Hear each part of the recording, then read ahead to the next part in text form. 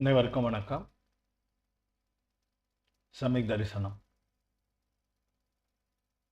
தியானம் குறித்தும் பஞ்சமந்திரம் என்பது குறித்த விளக்கத்தினையும் சென்ற பதிவுகளிலே நாம் பார்த்தோம். தியானிக்க தகுந்தவர்கள் பஞ்சபரமேஷ்டிகள் என்று நமக்கு கூறப்பட்டது. அப்போ அந்த தியானத்தின் போது அந்த பரமேஷ்டிகளினுடைய விவரங்களை நாம் அறிந்து கொண்டால்தான் அந்த தியானத்திலே அவற்றினை நாம் பொருத்தி பார்க்க இயலும். அதை மனதிலே கொண்டு அடுத்து வருகின்ற காதைகளிலே பஞ்சபரமேஷ்டிகளுடைய விவரங்களை நமக்கு நூலாசிரியர் தொகுத்து தருகிறார். அதனால் அதுக்கு அடுத்து வரக்கூடிய 3 காதைகளை அதில் அதுக்கப்புறம் 5 காதைகளிலும் அதுதான் வருகிறது. நம்ம பஞ்சபரமேஷ்டிகளை ஒவ்வொரு காதையாக நமக்கு தொகுத்தளிக்கிறார். அதனை நாம் இந்த பதிவிலே ஆரம்பித்து காணலாம். முதலிலே கூறப்படுபவர் அரஹந்தர். வழக்கமாக இது நீங்கள் தெரிந்து கொண்ட விஷயம்தான், இருந்தாலும் அதை மறுபடியும் நினைவுபடுத்திக் கொள்ளலாம். அதாவது நிலைன்னு பார்த்தோம்னா உயர்ந்த நிலை சித்த நிலை தான். அரஹந்தர் அந்த நிலையோடு நின்று விடுவதில்லை. அதற்கு மேலும் மீதி இருக்கக்கூடிய அகாதி கர்மங்களையும் அவர் தொலைத்துவிட்டு 8 குணங்களை கொண்ட சித்தராக மாறுகிறார். அப்போ உயர்ந்த நிலை சித்த நிலை, அதற்கு அடுத்து தான் அரஹந்தர். மீதி இருக்க 3 நிலைகளும் முனி நிலைகள் தான். அதில் உயர்ந்தவராக ஆச்சாரியரும், அடுத்ததாக உபாத்தியாயரும், அடுத்ததாக சர்வ சாதுக்களும் காண்பிக்கப்படுகிறார்கள் நமக்கு. இதில் பார்த்தீங்கன்னா இதில் வித்தியாசம்லாம் நம்ம ஒவ்வொருத்தருடைய இதை பற்றி சொல்லக்கூடாது. ஆனாலும் நிலை அந்தந்த நிலைகளை பற்றி பேசும்போது உயர்ந்த நிலை கொஞ்சம் அதை விட கீழ்நிலை. ஏன்னா சாது உபாத்தியாயராயும் ஆச்சாரியர் ஆகலாம், அப்படி ஆகாமலும் அவர் ஆச்சாரியர் ஆகலாம். அதே போல் உபாத்தியாயரும் ஆச்சாரியர் ஆகணும்னு அப்படில்ல. சாது நேரடியாகவும் அரஹந்தராகலாம், சித்தராகலாம். அரஹந்தரே ஆகாமல் கூட சித்தராகலாம். தெரியும் உங்களுக்கு, எல்லாரும் அரஹந்தர் கிடையாது. சித்த நிலைக்கு போனவங்கள 24 பேர் தான் நமக்கு இந்த யுகத்தில் அரஹந்தராக இருந்தார்கள். மீதி இருக்கக்கூடிய கேவலிகள்லாம் நேராக சித்த நிலைக்கு போனவங்க தான். அவர்கள் முனிவர் நிலையில் இருந்திருக்கலாம், உபாத்தியாயராக இருந்திருக்கலாம், ஆச்சாரியராக இருந்திருக்கலாம். இதில் ஏதாவது ஒரு நிலையில் கூட இருந்திருக்கலாம், 2-3 நிலைகளையும் வகுத்திருக்கலாம். அதை அதை புரிஞ்சுக்கணும் அந்த இடத்துல, வேற ஒன்றும் இல்லை. அதனால் அப்படி இருக்கும்பொழுது அந்த சித்த நிலை உயர்ந்த நிலையாக இருந்தாலும் முதல்ல நம்ம கும்பிட்றது அரஹந்தரை தான் நம்ம கும்பிட்றோம். அரஹந்தர் சொல்லி தான் அப்புறம் சித்தருக்கு வரும். அதனுடைய காரணத்தை நூல்களில் படிச்சிருப்பீங்க, பலரும் சொல்லி கேட்டிருப்பீங்க. சித்தர் மற்றதெல்லாம் இந்த தத்துவங்கள் எல்லாம் இருக்கின்றன என்பதை உலகுக்கு சாதாரண பாமரனாக நமக்கும் பவ்யர்களுக்கெல்லாம் எடுத்து சொன்னவர் அரஹந்தர். அரஹந்தர் சொல்லலைன்னா இந்த நியதிகளோ ஆகமமோ சித்தர் என்ற ஒருவர் இருக்கிறார் என்பதே கூட நமக்கு அறியப்படாமல் போய்விட்டிருக்கும். அதனால் அனைத்தையும் நமக்கு ஹிதோபதேசத்தின் மூலமாக எடுத்துரைத்தவர் அரஹந்தர்னால முதல்ல அவர் கும்பிட்றதுக்காக அவரை ஃபஸ்ட்டு நமோ அரஹந்தானம் சொல்கிறோம். அதுக்கு அடுத்து தான் நமோ சித்தானம் என்று சொல்கிறோம். இதை ஒரு விளக்கத்துக்காக பலரும் கூறுவது, அதையும் நம்ம இதில் தெரிஞ்சுக்கலாம். இதில் அரஹந்தருடைய விவரங்களை நமக்கு சொல்கிறார். நட்ட சதுகா இகம்மோ தம்சன சுகனான வீரியம் ஈவோ சுக தேகத்தோ அப்பா சுத்தோ அரிஹோ விசிந்தஞ்சோ. சதுகா 4 நட்ட நஷ்டம் செய்தவர், 4 கர்மங்களை நஷ்டம் செய்தவர். கம்மோ கர்மம், 4 கர்மங்களை நஷ்டம் செய்தவர் என்று சொன்னால் அழித்தவர். அதனால் என்ன கிடைச்சது? தம்சனம், சுகம், ஞானம், வீரியம். அவருக்கு கிடைத்தது அனந்த தரிசனம், அனந்த சுகம், அனந்த ஞானம், அனந்த வீரியம். அந்த விஷயங்கள் தான் அவருக்கு கிடைத்தன என்பதை சொல்கிறார். அதே நேரத்தில் அவருடைய தேகம் எப்படி இருக்குன்னா சுக தேகத்தோ, அப்பா அது ஒரு ஆன்மா. அந்த ஆன்மாவை சுகதேகத்தோ என்று சொல்ல. தேகம் இருக்கிறது யாருக்கு? அரஹந்தருக்கு. ஆனால் அது சுகதேகமாக இருக்கிறது, சுகமான தேகம். அப்படின்னா என்ன? அதை நம்ம பார்க்கலாம். அதே நேரத்தில் சுத்தோ அரிஹோ விசிஞ்சதோ, அதை நம்ம அந்த மாதிரியான இருக்கக்கூடிய அவர்களை தியானம் செய்ய வேண்டும். நாம் தியானம் செய்ய இவர்கள் தகுதியராக இருக்கக்கூடியவர் இந்த அரகந்தர் என்று கூறுகிறார். இதில் 4 காதி வினைகளை அழிந்ததும் அனந்த நான்மை விளைகிறது. அது என்ன?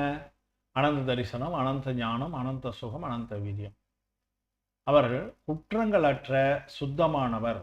அதனால தான் அவருடைய உடல் பரம ஔதாரிக உத்தம சரீரம் உடையவராக இருப்பார்.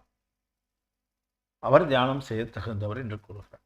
பரம ஔதாரிக உத்தம சரீரம்னா என்னன்னா, நமக்கு இருப்பதை போல அவருக்கு அந்த சாதாரண ஔதாரிக சரீரத்தில் இருக்கக்கூடிய இரத்தம், ஆமிசம் முதலான 7 தாதுக்கள் இருக்காது. அப்படி இல்லாததால் தான் என்ன செய்யறது, அவருக்கு நிழல் விழுவதில்லை. நிழல் ஏன் விழாமல் இருக்குன்னா, வர்ற வெளிச்சத்தை ஒரு பொருள் தடுத்துதுன்னா அதை தாண்டி நிழல் விழும். தடுக்காம ஊடுருவ விட்டுடுச்சுன்னா நிழல் விழாது. அதனால் அவருடைய உடலில் பார்த்தீங்கன்னா எந்த விதமான அசுத்தங்களும் கிடையாது.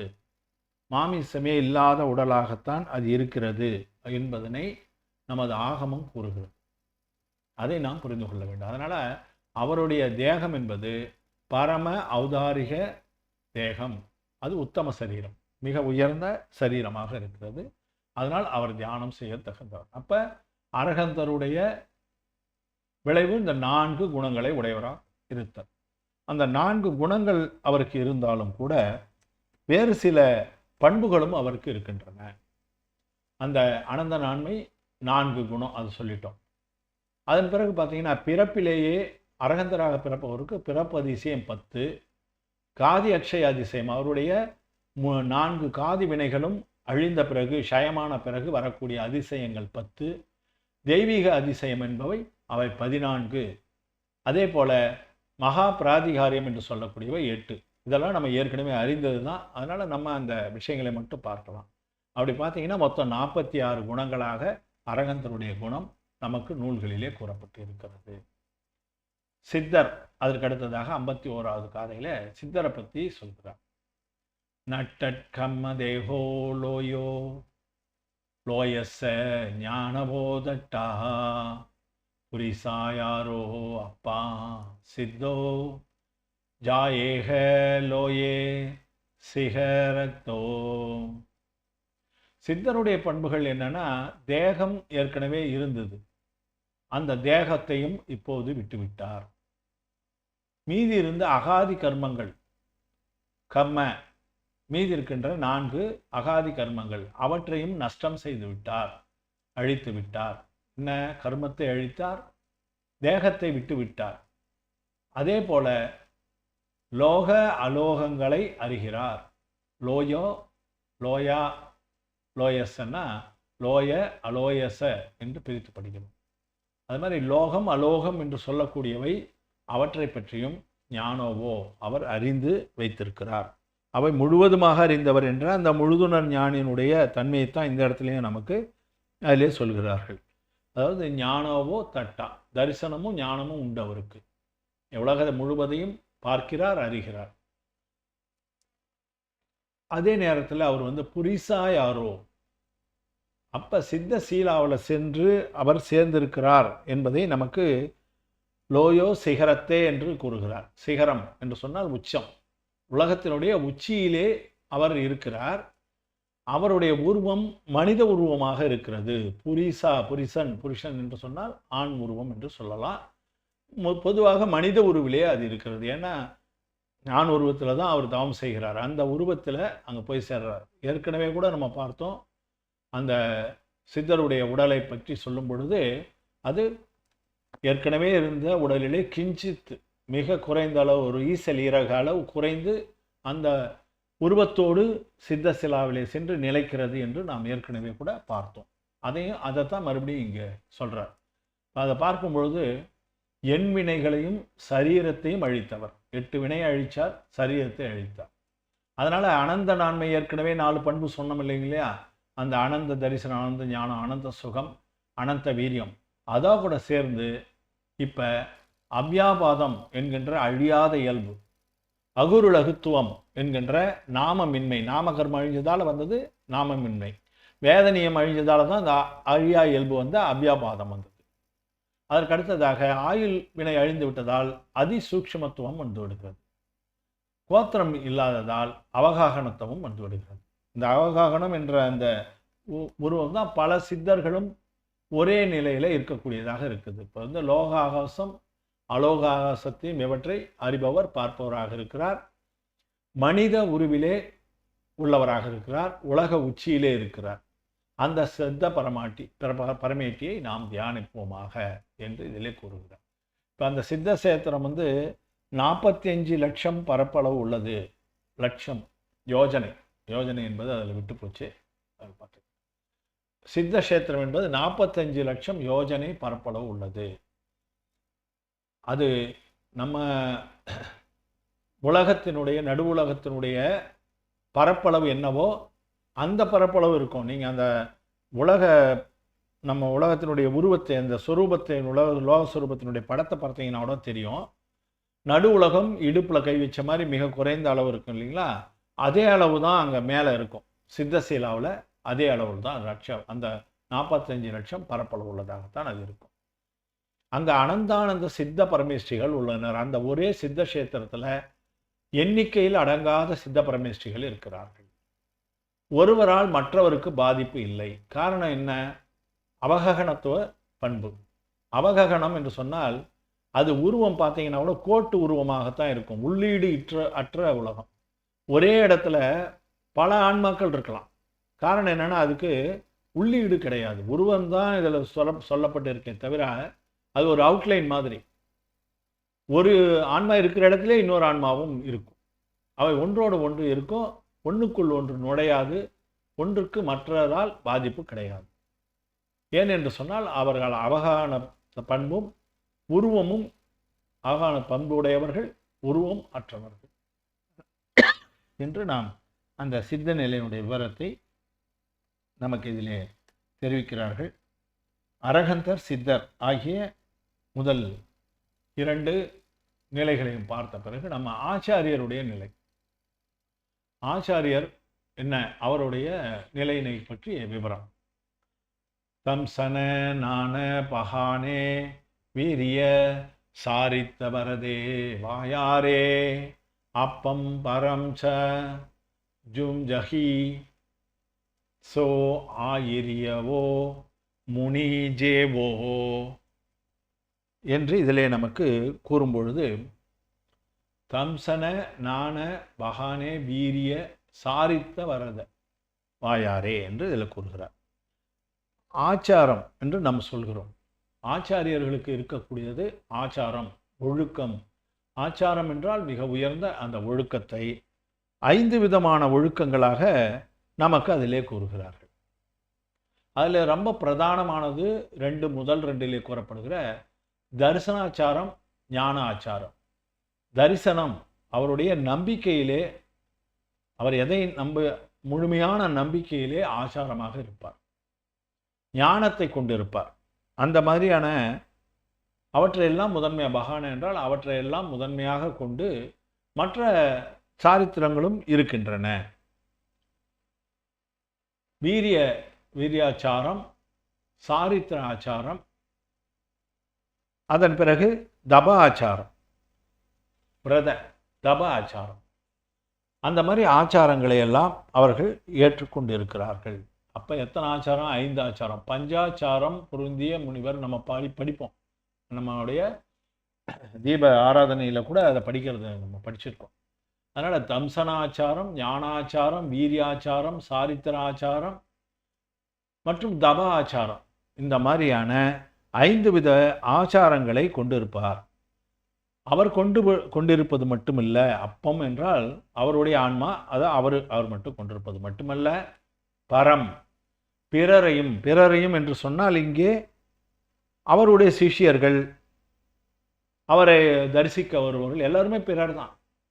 அவர்களையும் கூட அதிலே ஈடுபட செய்பவராக இருப்பார். ஆச்சாரியர் என்றால் அவர் மட்டுமே தவம் செய்து தன்னை மட்டுமே பார்த்து கொள்பவர் அல்ல. இந்த ஆச்சாரங்களை அவர் பெற்று இருக்கிற போதிலும் அவரும் அந்த ஆச்சாரத்தை முழுமையாக கடைபிடிப்பார். பிறரையும் அதை கடைபிடிக்க சொல்வார், அதை செய்வார், அதற்கான வழிகளை காட்டுவார். தரிசனாச்சாரம், ஞானாச்சாரம் ஆகியவற்றை முதன்மையாக கொண்டுள்ள வீரியாச்சாரம், சாரித்திராச்சாரம், தபாச்சாரம் ஆகிய 5 ஆசாரங்களில் தம்மை தம்மான்மனையும் பிற சீடர்களையும் ஈடுபடுத்துபவர் ஆச்சாரியர் என்று நாம் இதிலே அந்த காதைக்கான அர்த்தமாக புரிந்து கொள்ளலாம். ஆசாரியருடைய செய்வது அது அவருடைய செயல் என்ன? ஆச்சாரியர்னு தான் தவம் செய்வது மட்டுமல்ல, பவ்ய ஜீவன்களுக்கு தின தீட்சை கொடுத்து, முனிவர் தீட்சை எடுக்கிறாருன்னா ஒரு ஆச்சாரியர்கிட்ட தான் போய் எடுப்பார். அவர்களை மோட்ச மார்க்கத்தில் ஈடுபடுத்துபவர், சிஷ்யர்களுக்கு அறிவுரை வழங்குபவர், அவர்களது குறைகளை களைபவர். அந்த குறைகளையும் கூட எப்படி களைவது என்பதை குறித்து நம்ம பார்த்தோம்.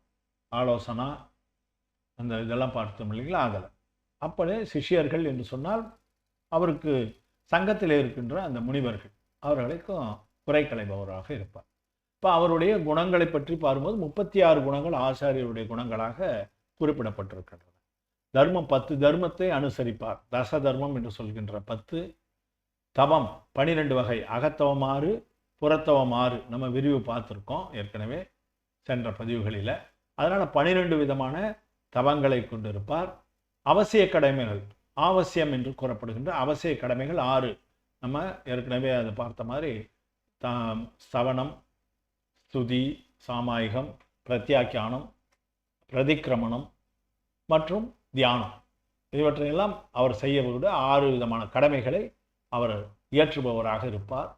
அந்த 5 ஆச்சாரங்கள் நம்ம ஏற்கனவே இப்போ பார்த்த அந்த 5 தரிசனாச்சாரம், ஞானாச்சாரம், வீரியாச்சாரம், தபாச்சாரம் போன்ற 5 ஆச்சாரங்களையும் அவர் கொண்டிருப்பவராக இருப்பார்.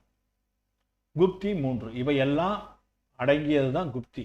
குப்தி என்ற ஒன்று வந்துவிட்டால் மற்றவற்றுக்கெல்லாம் கடந்து விட்டார்கள் என்ற அர்த்தம்.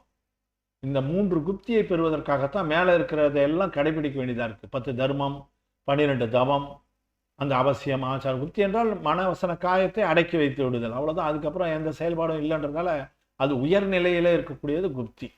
இவற்றையெல்லாம் ஏன் கடைபிடிக்கிறாங்கன்னா அந்த குப்தியை அடைவதற்காகத்தான். அதனால் அந்த 3 குப்தியும் அவர் அடைந்து விடுகிறார். அதனால் அந்த ஆச்சாரியருடைய அந்த குணங்கள் 36 குணங்களாக நமக்கு காட்டப்பட்டு இருக்கின்றன. அடுத்ததாக உபாத்தியாயர் மற்றும் சாதுக்களுடைய குணங்களை பற்றி நம்ம அடுத்த பதிவிலே பார்க்கலாம் என கூறி இந்த வாய்ப்புக்கு நன்றி கூறுகிறேன். ஏற்கனவே நான் பல முறையும் கூறியவாறு நல்லறம் என்கின்ற அந்த யூடியூப் சேனலில் இவற்றையெல்லாம் பதிவிட்டிருக்கிறேன். நீங்கள் அவற்றையும் பார்த்து அதற்கு ஆதரவளித்து பார்க்குமாறும், தங்களுக்கு ஏற்படுகின்ற கருத்துக்களை அந்த யூடியூப் சேனல்லே நீங்கள் தெரிவிக்கலாம், இல்லைனா வாட்ஸ்அப் மூலமாகவும் தெரிவிக்கலாம். என்ன வாட்ஸ்அப்பில் ஒளிப்பதிவும் நான் பதிவிருக்கிறேன் என்று கூறி தொடர்ந்து ஆதரவு கொடுக்குமாறு உங்களை அனைவரையும் வேண்டி நன்றி கூறிக்கொண்டு இப்பதிவினை முடிக்கிறேன். ஜெய் ஜினேந்திரா, இளங்கோ திருமொழி, திண்டிவனம்.